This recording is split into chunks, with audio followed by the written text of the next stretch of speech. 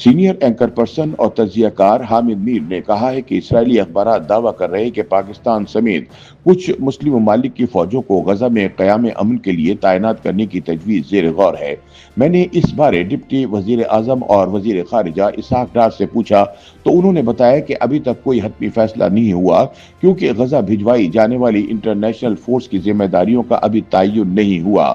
लिहाजा हामिद मीर कहते हैं कि पाकिस्तान को ऐसे किसी भी मामले से दूर रहना चाहिए जिससे ये तासुर मिले कि वो बिलवास्ता या बिलावास्ता बैतुल मक़दस पर काबिज इसराइल की सहूलतकारी कर रहा है।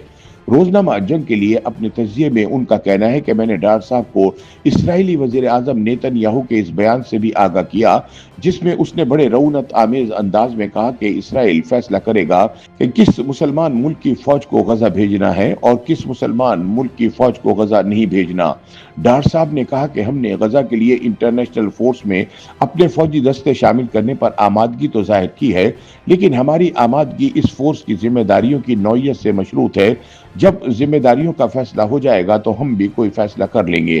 पाकिस्तान के अरबाब इख्तियार को याद रखना चाहिए कि शर्म शेख में इसराइल और हमास में एक अमन मुआहदे के बाद इसराइली यरगमाली रिहा हो गए, तो उन यरगमालियों की रिहाई के बाद इसराइल ने बेशर्मी से न सिर्फ गजा पर दोबारा बमबारी शुरू कर दी बल्कि दरिया उर्दुन के मगरबी किनारे पर कब्जा करने का ऐलान भी कर दिया। हामिद मीर का कहना है कि मगरबी किनारे पर कब्जे के ऐलान ने डोनाल्ड ट्रंप को भी परेशान कर दिया और उन्होंने यकीन दिलाया कि ऐसा नहीं होगा। ऐसे में क्या हम सदर ट्रंप पर यकीन कर सकते हैं?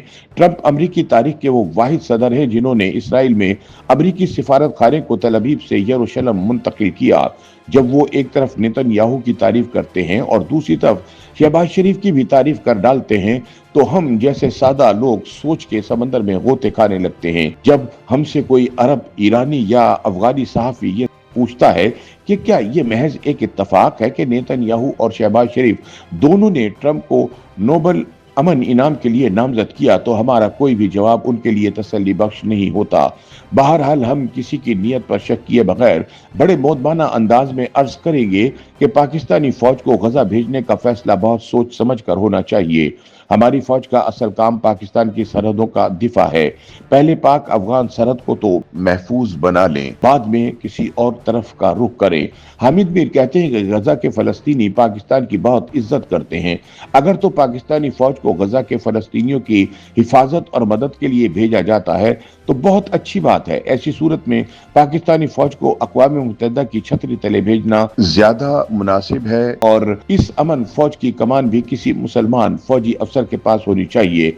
लेकिन अगर पाकिस्तानी फौज को हमास के खिलाफ ऑपरेशन के लिए भेजा गया और हमास को गैर मुसल्लह करने की कार्रवाई का हिस्सा बनाया गया तो मकामी आबादी शदीद मज़ाहमत करेगी।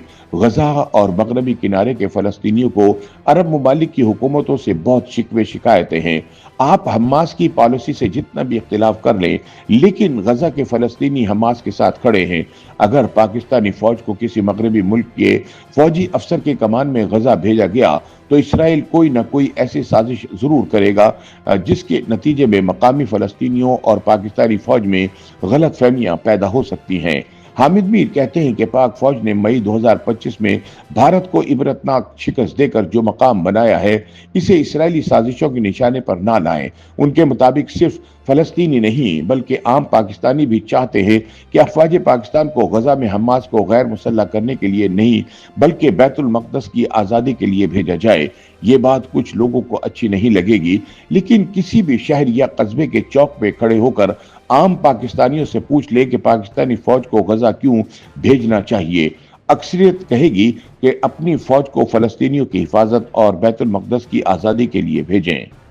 YouTube पर गूगली न्यूज देखने के लिए youtube.com की सर्च बार में गूगली न्यूज टीवी टाइप करें। गूगली न्यूज के पेज पर सुर्ख रंग के सब्सक्रिप्शन वाले बटन पर क्लिक करना ना भूलिए। YouTube पेज पर अपलोड होने वाली वीडियोस से बाखबर रहने के लिए बेल आइकन पर क्लिक कीजिए। आपको हर नई वीडियो के बारे में नोटिफिकेशन मौसूल हो जाएगा।